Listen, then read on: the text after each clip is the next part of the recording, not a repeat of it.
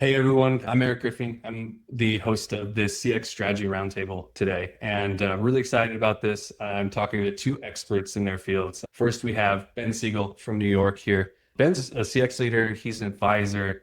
He has firsthand experience at a lot of really cool top brands, Freshly, Daily Harvest, Loop. He's a published author. He wrote the CX Arena, so go check that out. And he's also working on a really exciting new project that we might hear a little bit about today. And we also have Jason Potteiger here. He's in Cape Cod, and he's our solution engineering leader here at Dimension Labs. And Jason has a really robust background in social listening and working with some of the top CX teams at major Fortune 100 brands. So really excited to have Jason here and get his expertise as well. So we're going to dive into it. Today, we have three main topics that we're going to cover. And I want to get both Ben's perspective and Jason's perspective. I think they both bring really unique views to the table. We're going to talk about the current state of CX and CX teams, their tool stacks. We'll talk a little bit about unstructured data and this new concept of customer observability. And then finally, we'll talk about a real world use case with Loop Earplugs, which is a major e-commerce brand, and some of the learnings we have there. So let's just kick it off. I want to start with the state of CX tools and talk about what's the current tool stack for CX teams. What are some of the limitations and maybe some of the new opportunities, because the tech is changing, AI is taking over the software world, and we want to talk a little bit about that. So I think here, maybe my first question, I want to ask you, Ben, in your view, knowing what typical companies are running in their CX tool stack, what does that look like? Maybe they're running surveys or doing a little bit of social listening. What's like the de facto right now? And what do you think is missing, or what do you think is maybe changing? Yeah, sure. And first, thanks so much for having me. I'm really pumped to be here today. Jason and I go back years, and it's really exciting to get to have this conversation here with someone that I know and respect. And obviously, you too, Eric, for sure. So first thing, thank you. Second, I feel like I've been given this new perspective as I've been consulting over the last year and a half, almost 2 years now. And so I got to see many more tech stacks than I would have when I was just, a CX leader at one brand, where I thought I knew what I was talking about, but then I learned I really didn't. Generally, my takeaway is that most CX tech stacks are too focused on support execution and not on intelligence. So what does that mean? What's missing? I think the real-time feedback synthesis, the flexible tagging, the true, unstructured analysis, it's just not there. We're still stuck in the world of almost just managing a contact center, and many people would call that a cost center. And I don't see it that way. I think everyone collects data, but very few really know what to do with it. And then even fewer are asking, what is this complaint costing us? And I don't see that being answered anywhere. And I don't think that they're even looking to track that, even though they say that they are. Call transcripts, chat logs, Reddit comments, they hold these purchase blockers, these churn signals, the product insights. And I think most brands are unable to sort of crack that. And so they wind up just sort of struggling and trying to churn through it. And they add more into the tech stack, and nothing is really getting at that real core goal. We've all stared at a CSAT chart with no context. And I think it's time to move from, the lagging vanity metrics to leading impact indicators. That's just my general thought on, what I see in the tech stack today and what's missing without naming specific tools. Yeah, really well said. And Jason, do you have any thoughts on that? Yeah, I think that one of the other things that's interesting, I mean, Ben really nailed that. One additional thing that strikes me is that there is the engagement and support channels and all the data that creates. So fielding responses on Twitter, live chats, phone transcripts, all that. And then there's this separate function of surveys, and they're using that to understand the customer separately, but there's no place that brings all of that information together. So it's like you're engaging with customers in one place and there's all this information, but then you're also doing these surveys, and that's done totally separately. And part of that's just because there aren't great solutions that exist to bring it together. And so it would be something that requires a ton of manpower that's not there. But that's just another thing that I've come across. Yeah, you bring up a really good point, Jason. I think that's something we've talked about before is the post-experience survey. It has its limitations. It's such a point-in-time measurement. It's maybe 5% of your customers, so it's not a good representative sample. And I think what you hinted at was there's a lot more to be unlocked in the customer interaction data and all the day-to-day interactions that with tools today, we're now able to pick up those signals and analyze them at scale.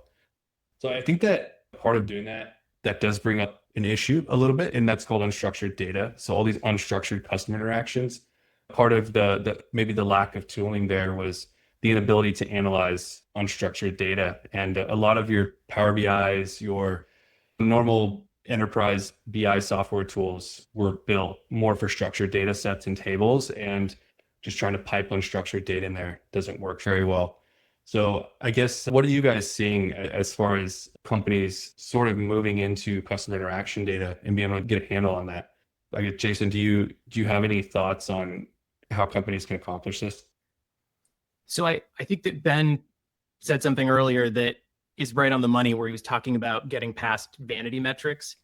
I think the challenge has been, until recently, those have been really the only options. Also, when it comes to the unstructured data, we have some flawed analyses, things like a sentiment analysis that some companies are still looking to move into. But the challenge is that it was really just the best that the tech could do at the time. And now we do have solutions that can look through 100% of your unstructured data and structure it so that you can use it just like survey data and actually look at all of that information in one place. And so the term that we've been playing around with is this concept of customer observability, where what would it look like if you actually could combine all of this customer data that you have in one place? So all of the text message interactions that claims adjusters have in insurance companies, as well as the live chat conversations when someone can't log into their account, as well as the posts on Reddit, as well as, and so on. Most of that data is unstructured, and it's really messy. And it's also messy in different types of ways. So it's no wonder that no one has been able to execute on this concept of customer observability, because we'd say, oh, it's nice if it was all in one place, but it was really never possible before. And so using AI and using large language models, we can harmonize this data and begin to structure it and look at it in ways where we can pull some really interesting insights out of it. But I think that's really the next thing that companies are going to want to explore in terms of being able to extract value from this huge pool of customer data that exists and is largely untapped. I agree with all of that. I just had some, as he was saying it, this is what came to mind, is this sort of feels like the evolution of CX. I think about IT, they have like their logs and their metrics to diagnose problems before systems crash. Like CX needs a unified customer system health view, and we haven't really been able to achieve that. We've had this over reliance on tags because we were trying to put structure where there was none, and we had, I would call, an underuse on transcripts because we didn't know what to do with those, right? That open text was impossible to figure out, so we had to just synthesize it down to the one and say, well, that's the data that we have. We don't really have to do that anymore, right? And so in my opinion, customer observability means knowing not just that your support tickets are rising, but why, where, how much are they costing you? Who are they coming from? Where is the customer in their life cycle with us? So what I imagine that we will be able to do in the very near future, if not now already, is, being able to say, in my world now at Cosm, this spike in refunds is from a first-time LA event buyer costing us $14,000 this week. Like, that's operational and strategic power that we just didn't have before without guessing, right? That's really what we were doing. And so the technology is there. I think the challenge for CX leaders is navigating that space. There's a lot of noise. So who is actually doing that versus who is fluff? And how do I navigate who my new partners are? Do I need tags anymore? Is that a thing? Do I need a library of macros anymore? Right, with AI Copilot tools. And so it's a big change happening very quickly, where a year ago you would have thought this was impossible. Now it's right there and it's possible, but a lot is going to move very quickly to take advantage of what is now, feasible that wasn't so recently. And, Ben, there's just one thing I'd add on to that too, is something that I hear whenever I go to conferences is this frustration among CX leaders, where we have all this information and they really want to earn themselves a seat at the table. And they haven't been able to do that before because of the fact that there are things they know, but when they bring it to leadership, they really have their feet held to the fire and they go, is this a feeling or do you have data to back it up? And when you have a single source of truth for all of your customer data and these new tools to be able to dive into it and get at those details that you're talking about, that gives them the ability to speak with so much more confidence and the ability to be part of strategic conversations about the business by being the voice of the customer. I can't agree anymore. At one point in my career, they'd see me walk in the room and be like, "Oh, here's that guy with the bleeding heart again," because I'm feeling it, because I'm in there, I'm talking to the customers, and I would come back with, "Oh my God, this is a real problem. We really do need to change this." And they were like, "Yeah, but in real life, that's a very low percentage of our overall contacts, and you can't even really quantify that." And so it's just not a priority. We're going to work on marketing because we need to reduce CAC, and that's where the engineering budget's going to go, because we can clearly see if they do their job, we're going to get more money. Versus you, where it kind of feels bad. Being able to sit at that table and say, no, no, no, this is what it represents. Here's how many people are saying it. Here's what it did to their lifetime value. Here's where we saw their spend drop off a cliff. And what could they have been? What was their trajectory where they would have spent more money with us? This isn't just me being upset. It's actually killing your business. And so it's empowering to CX leaders to be able to sit at that table with data and have a seat at the table that's actually heard, not just checking a box. Yeah, voice of customer guy's here. He's good. He's aware of what we're doing, but he's not really influencing what the business will be doing. Yeah. Just to distill what you both are saying, because I think you both bring up really important points, it's been emphasized around now we have the ability to take some of the CX analysis and actually tie it to quantifiable impact. It could be revenue impact and what are the business outcomes, or what are the effects of these CX issues. And I think that's super important. And Jason, you bring up a great supporting point on earning that seat at the table does require that you have all the data and you're not just analyzing a small sliver of a CX experience across customers. Otherwise, like you guys mentioned or alluded to, is people won't take the issue serious because they don't understand the size of the impact of it. I think it's having all the data, but then also being able to do something with that data when you have all of it, because so much of it falls into this dark data category. There's no way that you're reading through all those transcripts. So then you're relying on tags, as Ben mentioned. But then what happens if you have another source that isn't tagged up or has a different set of tags? Being able to then harmonize it and look at 100% of it with structure is that other key piece, I think. Absolutely. Well said. Yeah. Let's talk about a real world use case of what these kind of concepts of customer observability. So I know that you both were involved recently with a project, Loop Earplugs, major online e-commerce brand built on Shopify, really big tech stack, a lot of channels, a lot of customer data coming in from Reddit, surveys, customer support, different places. I guess maybe to Ben here, what do you think is the core CX challenge that, at least maybe one of the core challenges at the start for Loop and kind of going along this CX transformation?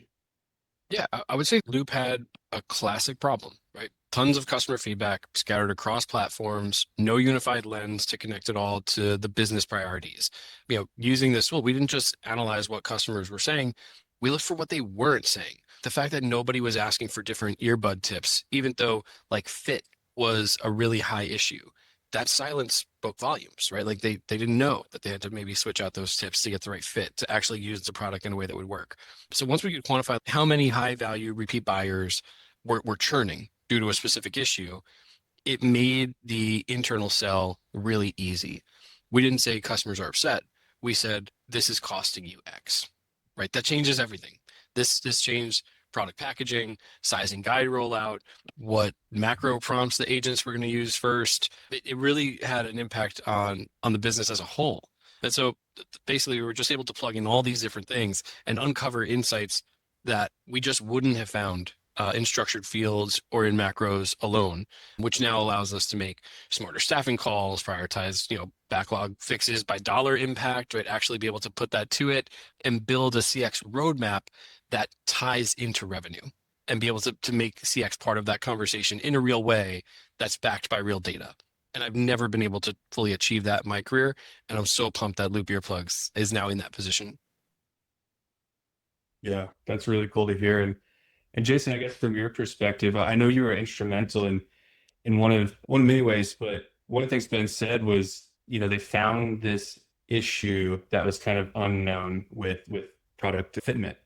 And I think that kind of gets into the concept of, ties back down structured data. There's all these new things you can discover in there. If you have this kind of discovery process, which, you weren't able to do before with tags. Everything was being put into a certain bucket. Do you have any comments on what you see changing with this new ability to discover, upcoming issues? Yeah, I think until recently, the only tool that most folks that were working with unstructured text had, whether you were looking at internal first-party data, these conversations, or even open-ended survey feedback, was a word cloud.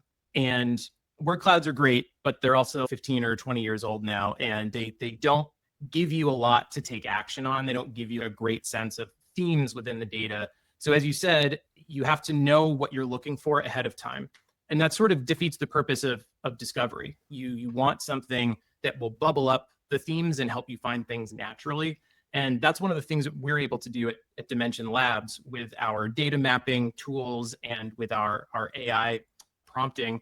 We can go into this data set, no matter how big it is, and we can begin to search through it and find themes that emerge organically. We can go all the way down to really, really specific things, like when we're working with some sports teams and fans are talking about their experience after going to a game.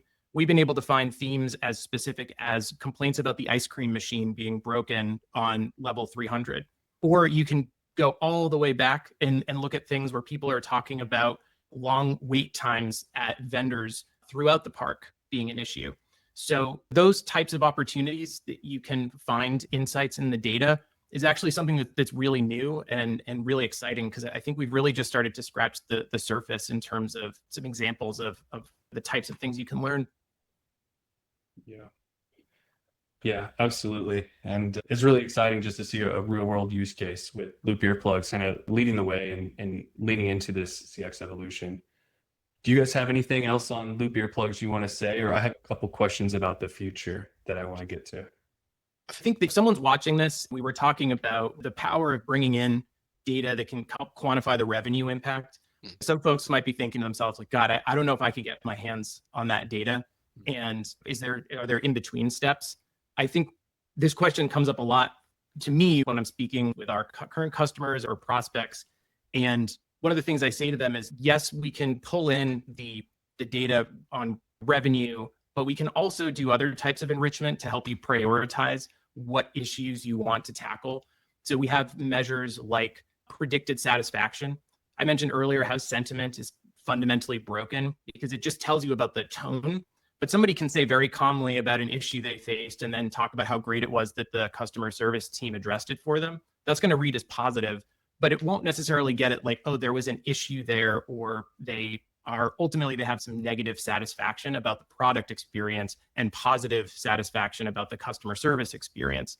So I think that the fact that we can identify those types of things, there's lots of ways to help you size these issues and have backup to say, this is impacting our satisfaction. This is something that's associated with churn, and lots of other metrics that we can pull in and combine with these organic thematic signals that we pick up in the data. I love that. Yeah, really well said. I have a follow-up question for you, Jason, that I'm going to ask here in a second. First, let's talk about the future of CX. We hit on a few examples of companies that are moving forward and some of the limitations that exist today. For you, Ben, just looking ahead, 2025 and beyond, how do companies kind of continue pushing on this CX problem and improving? Yeah, so I definitely agree that it needs to be a mindset shift. I think we need to move from how fast did we respond to what did we stop from happening, right? Like from reactive to revenue driving. And that is a massive shift from where CX leaders have been when we're just reporting out on our basic KPIs. And I just don't think we were empowered to even think this way. But now that we are, is how fast we respond the most important thing, right? Or are we really here to prevent problems and to solve problems? And so how do we rethink what the future KPIs and what the most important KPIs are if you're leading a CX org? I think one metric to focus on that I'm trying to get at everywhere is revenue at risk per contact reason. I think that's a number that I want on every CX report going forward. And in the past, it wasn't feasible. We didn't know that. We couldn't actually reliably report on that. And so it wasn't on any dashboard. All we would do is look at efficiency metrics, CSAT, and maybe QA, right? And those are your three sort of legs to the stool. And that would give you a pretty good picture of what we got going on. Revenue at risk per contact reason changes the game. And we can now start thinking about CX in a different way. I would say if I were to think through this and give advice to overwhelm CX leaders as they're thinking about that, I would start with the top 10 contact reasons and then ask, how many of these are costing us money and how could we prevent that next week? And even if you don't know the firm data behind that, I think we all have a sense of that. And if we can start to think through it and then try to get the resources to put some of the numbers behind it, that can start to shift that mindset to be thinking in that way. You mentioned the CX arena, and I'm not just trying to pitch the book, but yeah, I wrote in the CX arena that great CX teams don't just serve customers, they surface the truth. And I think what customer observability is giving us is truth at scale. And I think they're doing that in time to act on it. And so everything that we've talked about through my experience in CX is now right here at our fingertips. It's just a matter of can we grab it and act on that. And so I think the immediate future and sort of long-term future is that at scale, right? Taking what we have and saying, oh, this does change things. And who's going to be leading that? Who are the thought leaders? What are the brands that are going to be looking at that in a way that we didn't think possible before? And where did they then drive what is great customer service? And I'm excited to see where it goes. I think that's a really exciting future. And I love the example you gave of just if you don't have the technology to connect, your issues with your financial data right now, just start with your top 10 CX issues. But, try to, I don't know, maybe come up with an estimate of what revenue that's costing you, and at least start shifting that mindset of tying your metrics to actual impact. Yeah. And they do that with refunds and credits, right? They're tracking that, their accommodation. So what I'm saying there is like, look at your top 10, look at what's driving your refunds and credits, however you're giving them out, and just try to like report on that. And then know that like you can do much more if we actually tie this to the purchase data, if we actually look at all this data coming in, not just the tags, not just your top 10 reasons based on macro usage, right? If we can break down those walls, everything can be much more colorful in the data versus just black and white. But you can start there and start putting that at the top of your report to your executives or whatever, and just say, hey, this is how I'm thinking about it. I'm thinking about what are people talking about and what the cost of those intents are. And I want to get more granular on that and get buy-in from everybody else. Be like, wait, can you? Yeah, actually the technology is there. Let me show you how, or let me show you this demo that I sat in on. And that'll just open their minds to it. So once they get a taste of what that is, they're going to all want more too. But wait, can we learn a little bit more? Can we dig deeper there? We can. Let me go show you how. And I think that depending on the type of CX team that a listener may be sitting on right now, they might not even be thinking in terms of what they can get out of those customer service conversations and interactions, because some CX teams, in my experience, are hyper focused on the survey data, and they almost never really even touch any of the customer care, customer service data other than the reports that get passed along to them from those support leaders. And so if you start to, again, change your mindset, well, what could I do? What could I start to uncover if I could combine all of this into one place? For some folks, that's going to be a really big shift. And then vice versa, folks maybe don't have as much experience with the survey data or don't have experience with social, it starts to really change how you think about it. But that's a great example of other ways you can get a revenue. And I think that type of creativity and thinking openly there's such a blue ocean of opportunity here when you start to have so much of this data pulled in together. Yeah, I think, Jason, on that, I want to go a step further, and we won't have to name any names, but just thinking from experience with some of our clients, I know that you've been instrumental in helping them go, once they get all this data in and they're able to report on this, to actually then take that reporting a little bit farther.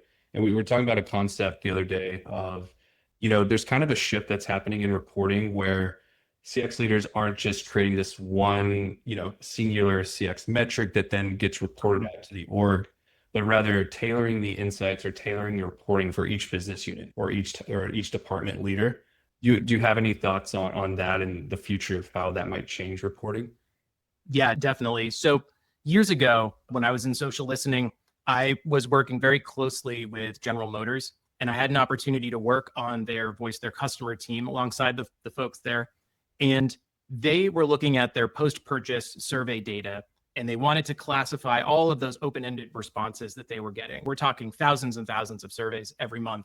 And they had to create this one giant framework that looked at like, okay, does it mention interior issues? Does it mention exterior? Does it mention the drivetrain? If it mentions the drivetrain, is it talking about the transmission? Is it talking about the exhaust? And it was this exhaustive process to essentially create one single framework. And then that was a resource that they could use so that if they had a question come in from the head of brand team or marketing, they could go to that resource to try to answer some questions. If they got a question from a product team and they had a question about what people are saying about the new Silverado or the steering wheel, they could go back to that.